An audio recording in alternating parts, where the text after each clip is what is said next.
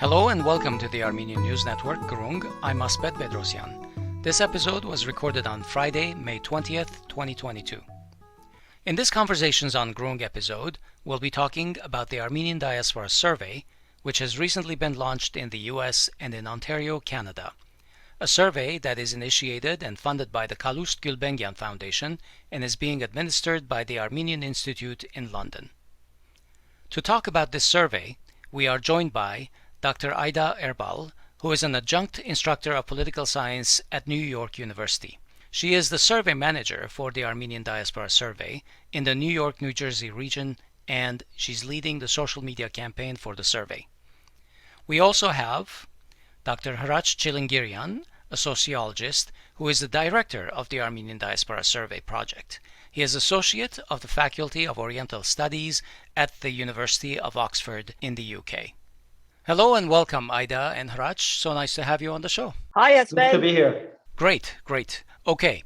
When I started reading from the survey website, ArmenianDiasporaSurvey.com, I was pretty surprised to learn that the project has been around since at least 2018 and has run successfully in a number of countries and cities like Boston, Pasadena, and then in 2019 in Lebanon and Argentina, etc.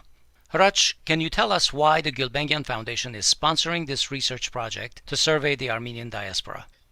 Thank you, Asbed, for the opportunity to have this conversation, this very important and I would say unprecedented research project in the diaspora.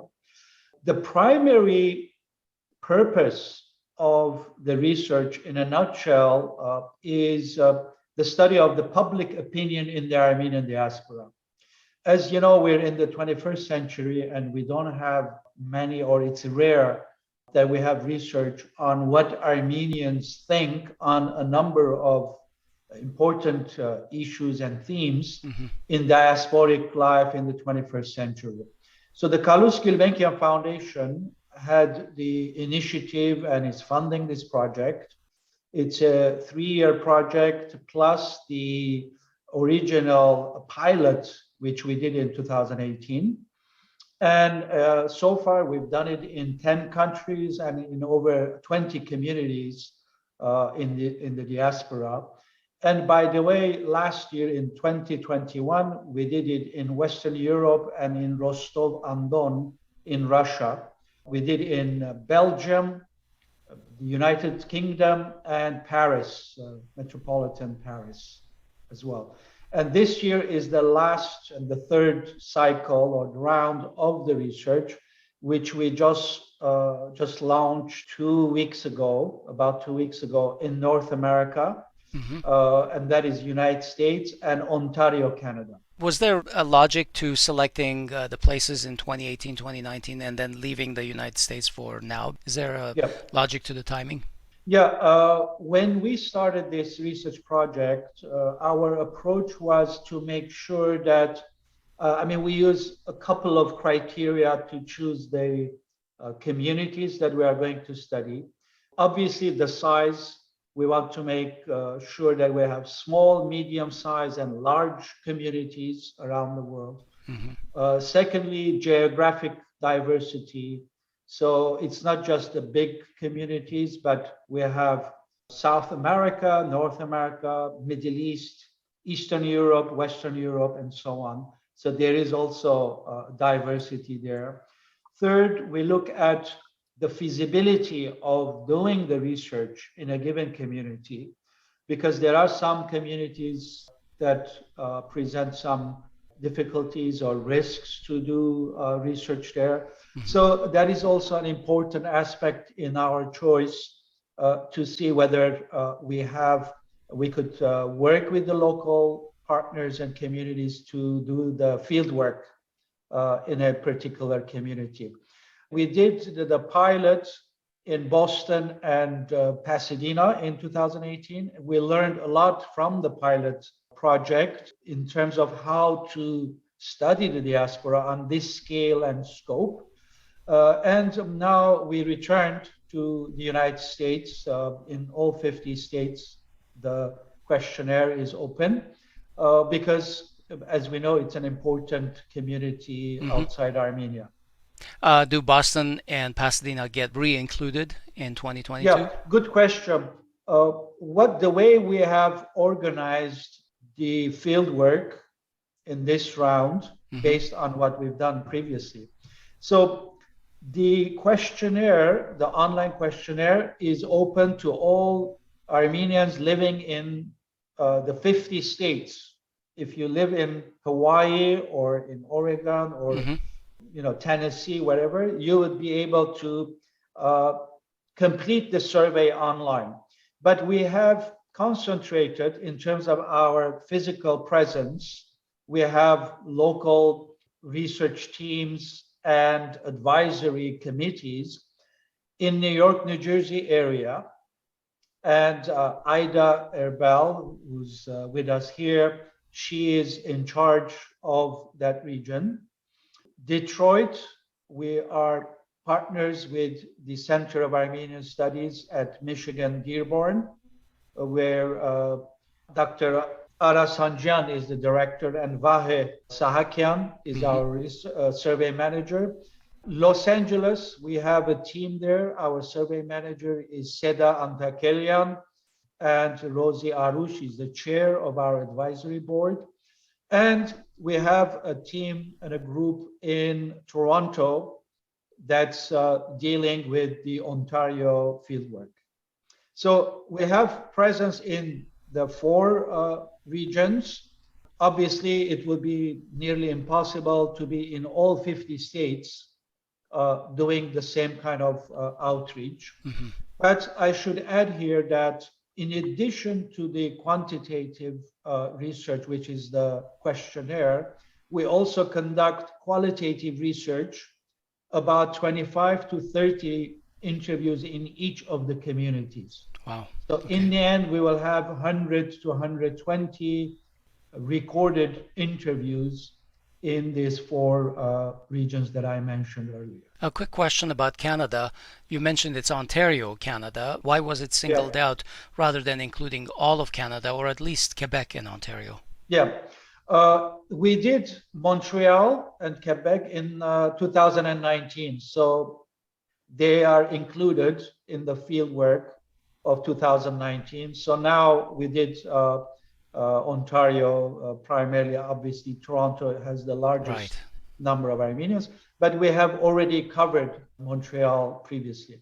Okay, let me turn to Ayda for a moment.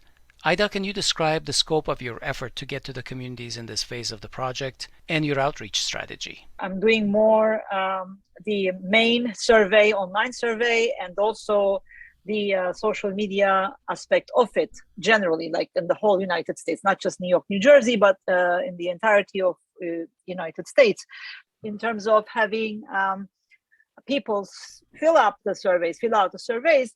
We're doing couple of tracks. Number one track is we're directly contacting organizations that our advisory committee and Hratch Tchilingirian, sort of suggested to contact. These are anything from church organizations to, community organizations to elderly homes, etc. Then we want them to distribute this survey, the links and the information regarding the survey on their email lists. This is the first track.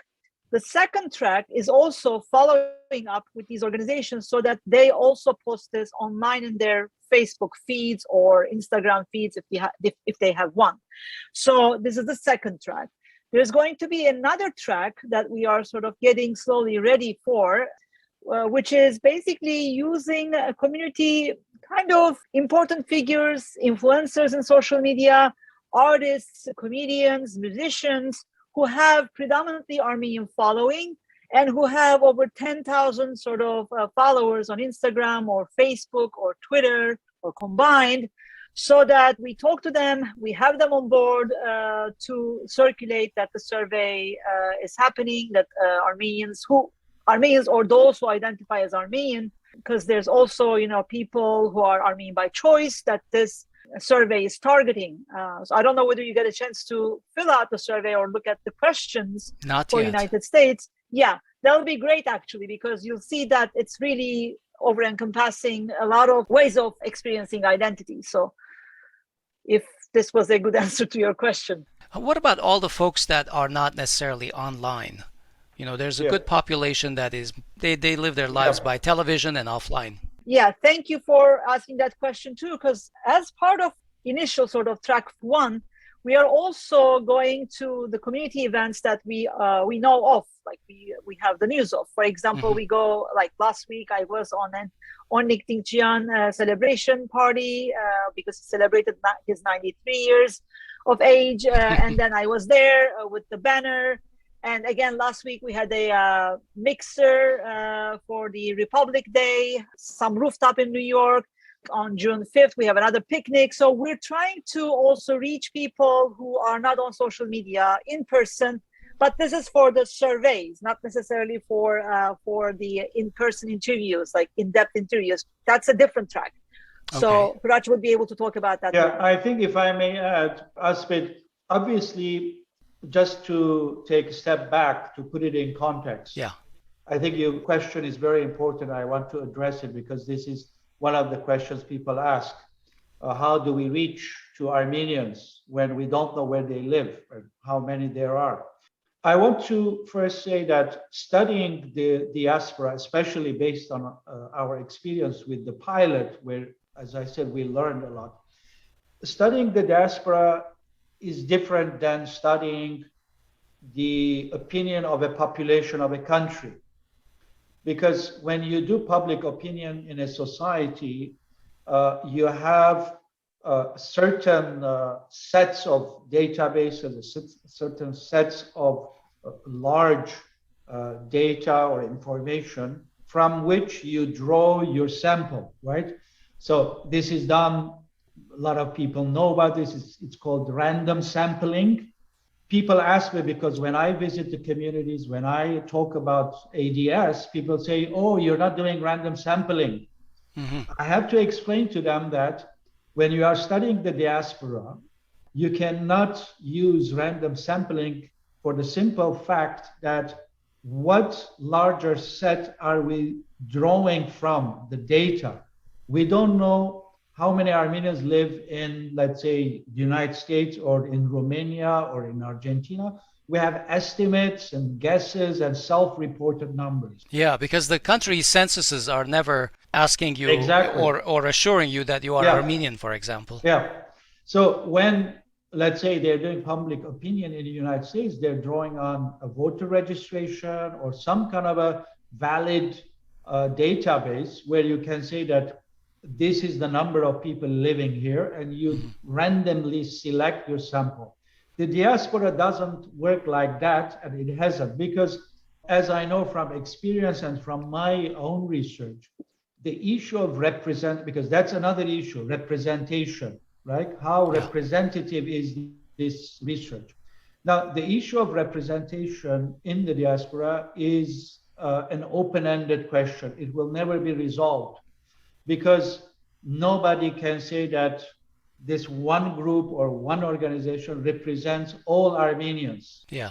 So it's an open-ended question, and it's something that we have to deal with. However, having said this, we have found ways to reach out to the Armenian community in different places.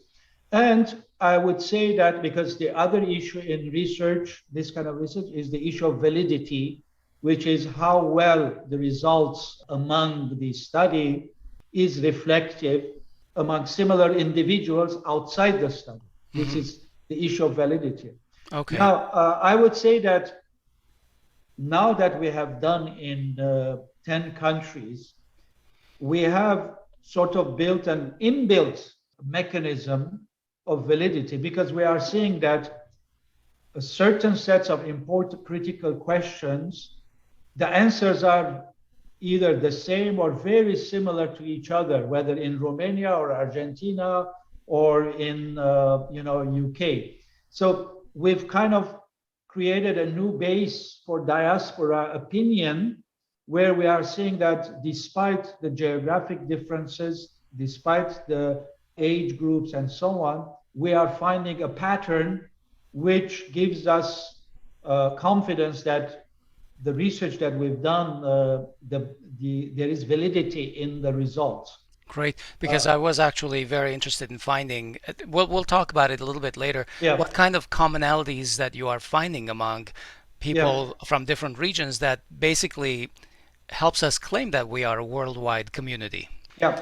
I can give you some examples later on if, Yeah, yeah. yeah. How do you assure that in each region you have a cohort that's representative of that community? Yeah. So now, again, I just explained to you about the representation. It's an Hmm. open-ended. So we would never be able to say we know 100% every Armenian in a given community. So Hmm. it's always an approximation. However, what have we done? The strategy that we have used in the past and we are using now.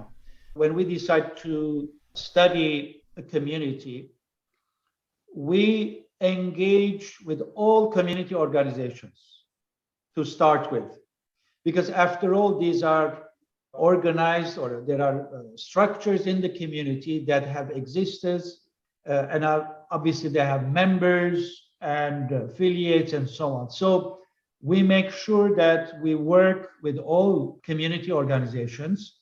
We talk to them, engage them, and involve them in the process of spreading the word around and encouraging their members.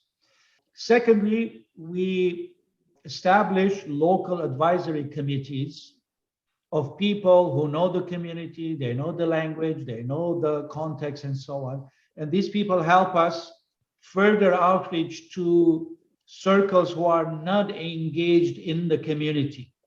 And invariably, every Armenian pretty much knows someone who lives somewhere, but they're never, there's a cousin or a distant friend. They say, oh, I know so and so. So we do the outreach. And by the Right. way, in our previous two cycles, just one example, 6% of the respondents don't have any Armenian friends. Ah, So it means interesting. that we are reaching to people who have not much to do, or they're not connected, or they're not engaged with things Armenian on a regular basis. Interesting. So that is for the outreach, but on the flip side, Hratch, you are not Yeah. asking for any personal information. So, for example, in the United States, you don't ask for my social security number or anything like that. How do you filter out the fake or the inappropriate Yeah. answers? Good question. We have, in terms of our data processing team, we have data scientists, and we have filters and various techniques to filter out this kind of discrepancies. If people try to buck the system, or if one person tries to complete, I don't know, 50 questionnaires because they want to drive a certain position, we are able to detect that. By the way, another detection that we do is when, for instance, people from the outside of the fieldwork countries complete the questionnaire. For instance, if someone from, I don't know, Japan Hmm. completes the questionnaire, we can detect that through the IPs. And yeah, after the raw data is collected, it takes months for our team to really clean the data, go through it, the validity and the quality control. We do that. Obviously, if someone really wants to do something, I mean, there are things that you cannot prevent. It's not 100%. Hmm. Let's say if someone completes or asks, I don't know, 10 people to answer the same way the question, that's theoretically possible, Right. and it's hard to detect. But in terms of trolling and stuff, we will be able to detect those. Okay. Why don't you survey people under 18 years of age? Actually, this is we have done it 16 and up in the 10 countries that we did so far, but because in the United States considerable number of states require parental consent and documentation for anyone who's under the age of 18. Hmm. So that's why we made the decision to do it 18 and up, because otherwise we have to ask for parental permission if a 16 and 17-year-old young people took it. And then we have to document it. And, obviously that creates more work and would require more resources for us to manage. And also it's against anonymity anyway, anyhow. If you have to do that, then the anonymity factor gets eroded altogether. Moreover, like in case of Michigan, for example, University of Michigan, by way of Arasanjian, is also part of this research. Therefore, you have to also do the internal, institutional review board, which again, you have to have certain sort of, they've done it and it's clear. The internal thing is clear. But for practical reasons, we decided that it will make more sense for us to do it 18 and up at this round. But with the previous rounds, we have data for 16 and 17 years old as well. So we've done that before. I see. Okay. Asbed, in addition to your question about the sort of health of the data, some of the data we're also collecting in writing, in print. Like in other words, we're going to give print, especially in church meetings where some of the elderly population are not as technologically savvy as others. We're going to give them like printed surveys that we're going to collect back in an envelope without seeing who did what, or in a box, depending the size of the population there. But the problem, of course, with that, some churches are still online because of the pandemic. So there's that kind of a research issue that we are also trying to overcome, go around it, because even the online churches are at some point in the summer, they're going to have some picnic or festivals going on. Right. So that's the way how we're going to go around it. But otherwise, some churches are still in online, because of pandemic. So pandemic made it a little bit difficult to reach. Absolutely. Yeah. Also, Asbed, I should mention, for instance, we will be visiting Ararat Home. And our here in LA, team, our team will be there to survey the senior citizens because we also want to hear their views on these issues.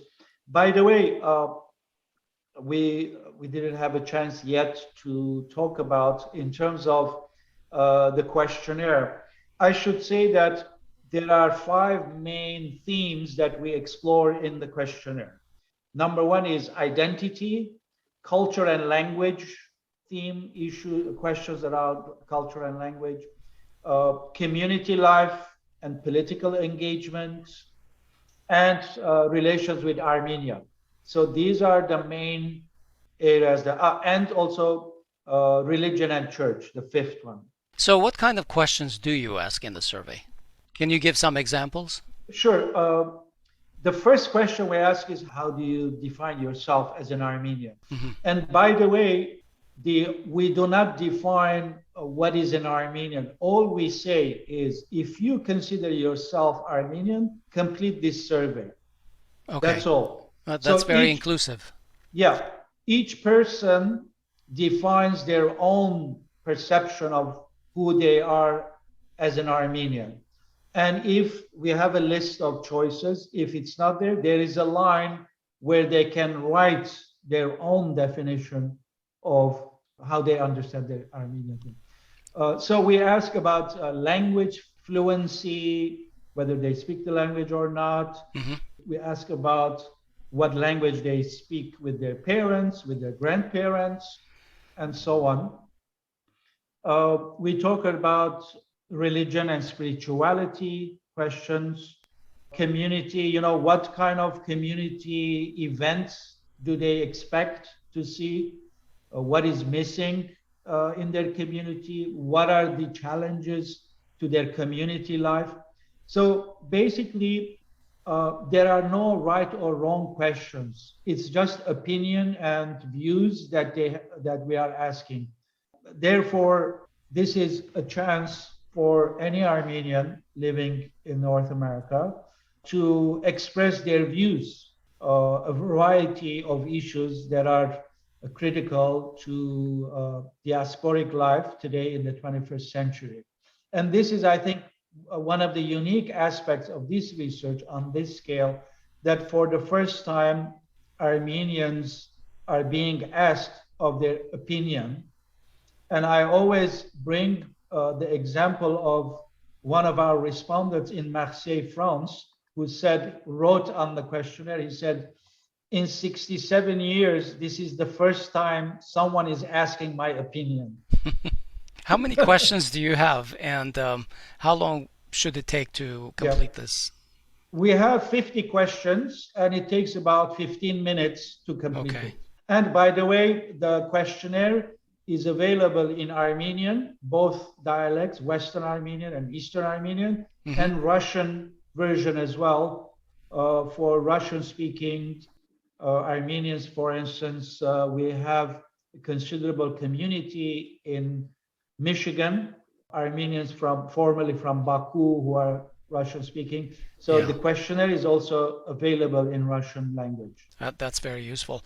Do you have any deadlines or timelines you're working with for this phase currently? Basically, we are going from May 6th. We launched on May 6th, and then we're going to go up until July 29. Okay. July 29, that week, the last week of July is going to be our closure week. And we're going to also have, different messaging about the time, like in the middle of the survey, and other messaging around the time of the closure of the surveys. We're going to change a little bit of track in terms of the messaging and how we reach the community. So this is already a very busy phase for you, Ayda. Yes, it is. It is trying actually to reach everyone, so-called everyone. Yeah, and then there are also, of course, all sorts of other community events that are taking, a little bit of airtime. For example, last week there was the diocesan elections, and then it took a bunch of people. Obviously, they are very busy. They were very busy. Same with what's going on in the motherland. Armenia, which also takes time and effort, etc. So it's very difficult time, and it's a very busy time. It's also graduation in a lot of colleges, so there's that. So it's not like being in the middle of, school year. It's not like being in around October or even February, March. It's a different time, but we are pressing. You guys mentioned COVID a little earlier. Was the project delayed because of COVID? Not this phase, but I was wondering if we went with 2018, 2019, and then there was a gap, in my knowledge at least. Yes, 2020, which was at the height of the COVID, we couldn't do it. We were trying it, thinking that it's gonna, like all of us, we thought that COVID is gonna be a few months and then we're gonna be back on it, but it took a whole year. So yes, 2020, we didn't do it. So we did it in 2021, which was in Western Europe, still under the lockdown conditions. So it was mostly virtual. Our research was virtual, the interviews rather than physical. But we wanted to do it because another thing, Asbed, from my experience and having been doing this for 4 years now, there is never the best time to do it. There is always something happening in the world or in the Armenian world. The first full research we did was right after the 2018 revolution, the Velvet Revolution. Then it was the COVID and the 44-day second Artsakh war, but we still went ahead. Now we have the Ukrainian war, we have developments in Armenia. So while these things happening, we wanted to continue with our project despite all these challenges, because our approach is normally the field work that we've done so far is a 12-week period, and we say this is a snapshot of the public opinion at a given time. Yeah, it's always a competition for attention, there's never a really good time. Yeah, exactly. Yeah. So I noted in the survey that the team does not use the survey for policy or other uses. I assume that this is to be able to run the survey in as objective a manner as possible, and then you make the data available for scholars to mine according to their research results, right? Yeah, exactly. Basically, Asbed, the Armenian Diaspora survey is a research project. It's not an organization. Okay. Some people think that this is an organization and they're going to do X, Y, Z afterward. But it's a research project, as I said, funded by the Gulbenkian. And our goal and our task is to do the study and put the knowledge gained, the data on the table for whoever wants to use it, whether it's policymakers, community organizations, leaders, scholars obviously would definitely use, and some are already using it. So our job is to generate the knowledge, to do the research, publish it, and put it out there.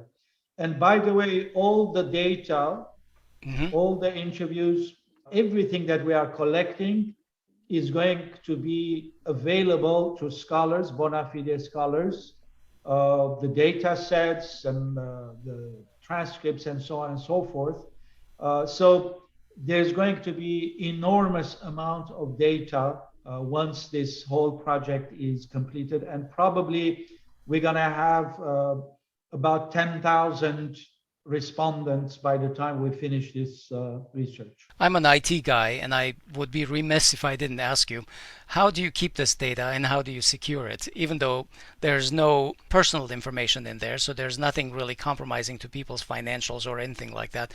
But how do you keep the data and make sure that it is not constantly out there in the wrong hands?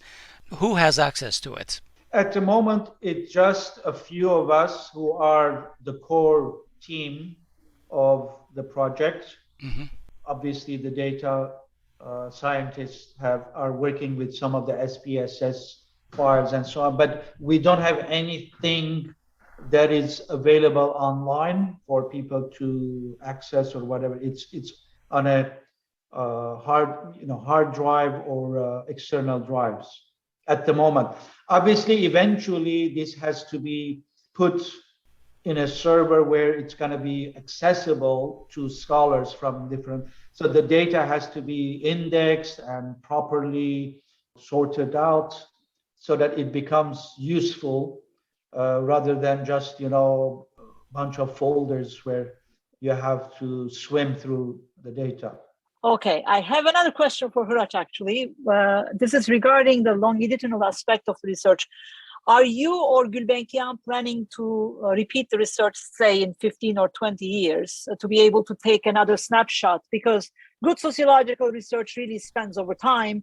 And then to be able to talk about trends, differences, change, etc. Is there such a thing in your plans, if I may ask? Very good question. Obviously, this is in our mind in terms of the long term. But at the moment, at least as far as I'm concerned, we're so taken up by this project because we're working in huge geographic distance. I mean, we've done it in 10 countries. It's taken enormous amount of effort, energy, and resources. So I think once we finish the fieldwork in America, in North America, and bring together all the data and so on, we have to think about the long term. Now, I don't know about 20 years, but the thinking is, at least we've discussed this internally, that down the road, basically this has to be institutionalized. Absolutely.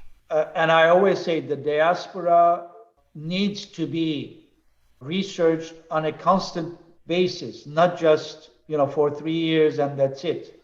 But there are so many what I call micro issues that need research on an ongoing basis, whether about Armenian schools. And for instance, we don't have research on what Armenian students think about their classes, about their courses or their school, Armenian school.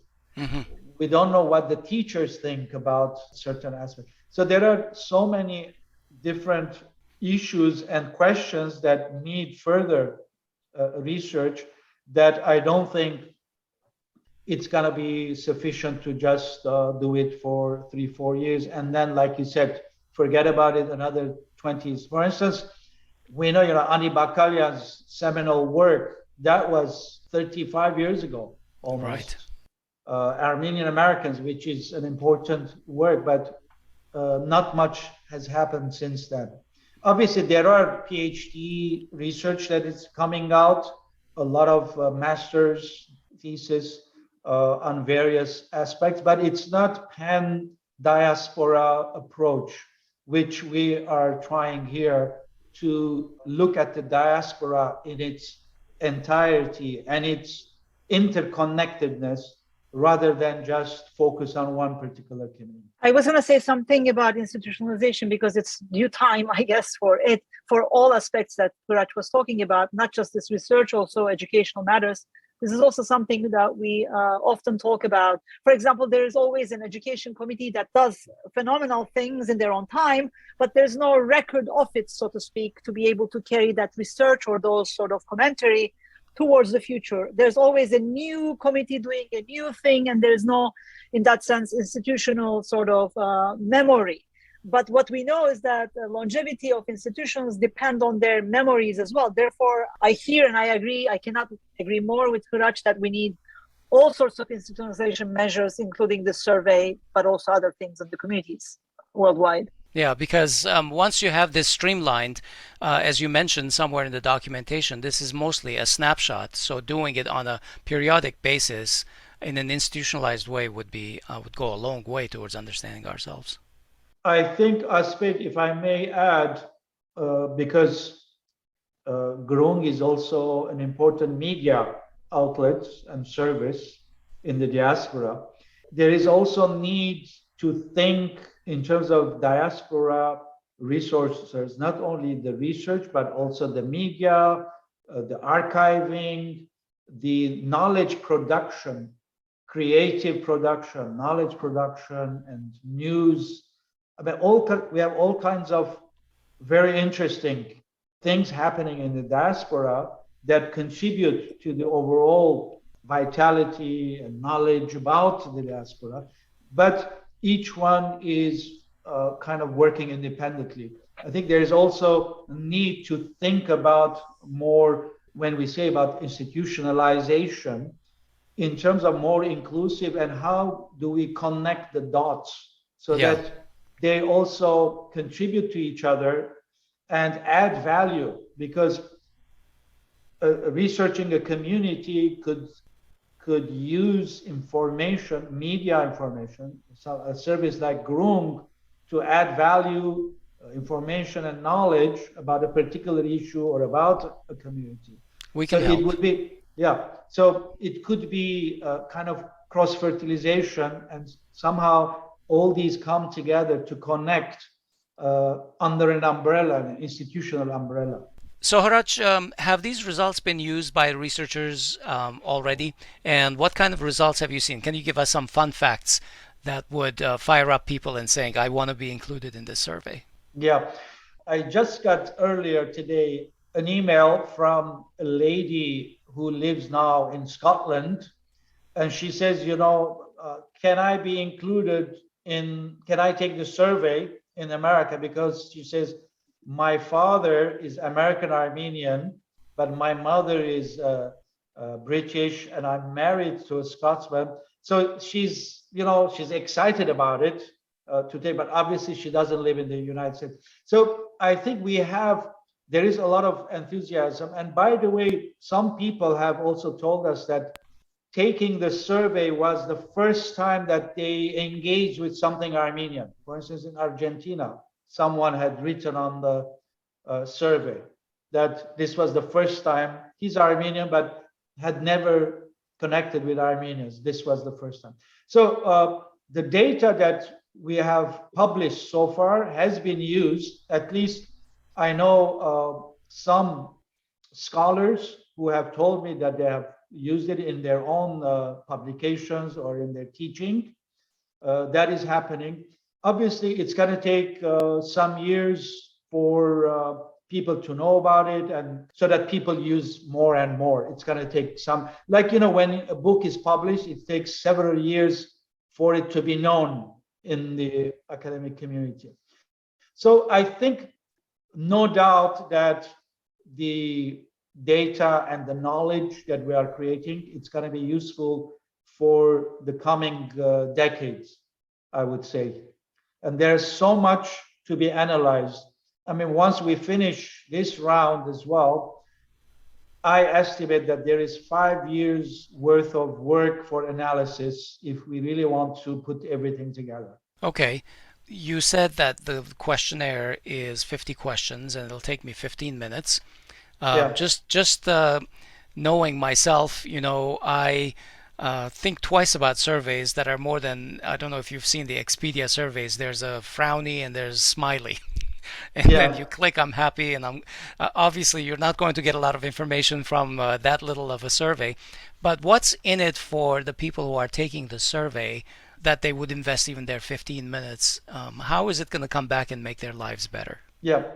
I think very good question. I would say 2 points. Number one, this is an opportunity to really express your views and have contribute to our understanding of the diaspora and your particular community.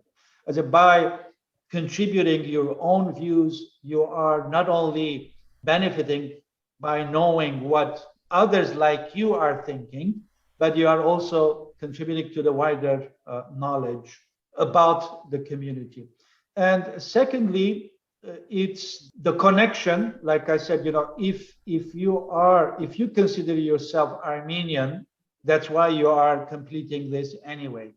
So you have some interest in being part of this project, which is really unprecedented before. So it's an exciting project, and it will require a little bit of time for you to add value. So basically, it's not just for some commercial reasons that they're trying to sell you a product or sell you something, but you taking the time to contribute to our knowledge about yourself and about the community. Is there a phase after the majority of the diaspora communities are done?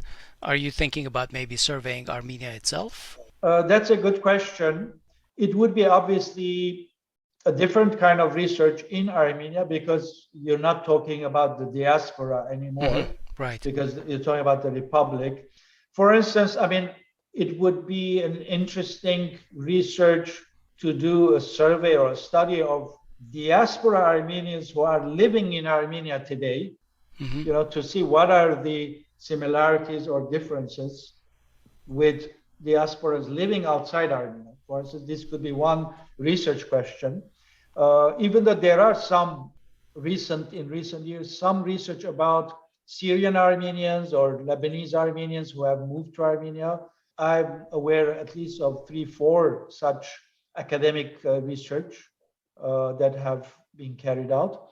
But it might be, you're right, I mean, it might be interesting to ask some of these questions we are asking about identity in Armenia. I was actually going to talk about identity, exactly. Yeah, and see how Armenians living in Armenia define the answers. Yeah. I mean, I was thinking that they're going to have a census and that's their survey. But from the identity perspective, I always think that in the diaspora, we are doing Armenian things. We choose to do something Armenian, to go to an Armenian store or whatever. These are all part of our Armenian identity. But in Armenia, you go to a store, you're just being Armenian. The difference between doing Armenian and being Armenian. Ayda, you're probably meeting with some serious challenges getting the word out. Do you want to talk about that a little bit? I mean, I can say the main challenge is, especially when we go, for example, try to find people in community events, is because people are there to entertain themselves, and all of a sudden you are there to get something from them or to give them a card to scan the QR, and they put the card in their pocket. Sometimes they just hit the QR code right on spot, but they forget that they opened that sort of research up there, and they're probably gonna forget like another 20 days or so up until the time that they come back to that tab. So one major challenge is this, obviously, even if you go to a community event, how are you going to make sure that people understand what you're doing in that 2 minutes time frame that you have to, talk to the people? And some people know me in person, some other people do not know me in person. Then I need somebody who is more known, like a more famous person in the community to help me doing things. Therefore, we have also volunteers to do things for us. For example, I myself, I'm not going to be able to go to the games in Detroit next week, but there will be volunteers to go to the games and then to be able to find a good cohort of, young people who are participating to the games. So therefore we rely, on more local dynamics to be able to, have people on spot, but still following through or following up is a problem in the sense that we have a lot of surveys open but not necessarily finished. So that's a problem that I understand that from the previous sort of survey rounds that the other surveys also had some issues with. So you have to be able to sort of not only arouse enthusiasm at that particular given time, but also carry through till the end of the 50 questions, which may be a challenge a little bit sometimes. Therefore, really, if it were the case, if we were able to, which we are not unfortunately able to reach everybody with printed surveys that we would be able to do on spot, finish on spot, that would have been fantastic. But of course, that one also has its own sort of issues of tallying information, scanning, other challenges. But also, generally, it's not just ADS, it's not just this survey. Generally, people are not interested in completing surveys. Right. It's always a certain percent. So that's why we are trying to get to that certain percent who's going to be responding. But also, I would emphasize, Asbed, that the personal outreach is the most important, personal referral. I mean, when I write to people, I say, complete and tell your friends and family to complete it. I see that, immediately they respond, they say, yeah, I've completed it. So the personal outreach is very important. So if your listeners are listening to this conversation, to please, for them to complete it, but also ask their immediate family members, their friends, especially those who are not active in the Armenian community, forward them to take the survey online. The problem, of course, is kind of survey overload in this attention economy. You go to a service shop, you take your car in, you go somewhere, and somebody sends you a survey. Take this survey. How did we do? And we're all overloaded with stuff like that. I would like to just talk a little bit about the importance of having this snapshot at this particular juncture in time. As Hratch said at the beginning, it's going to be a little redundant, but Hratch said at the beginning that we never really had time or kind of an effort to have this kind of overarching, all-encompassing diaspora survey in the past. So this is a first of its kind.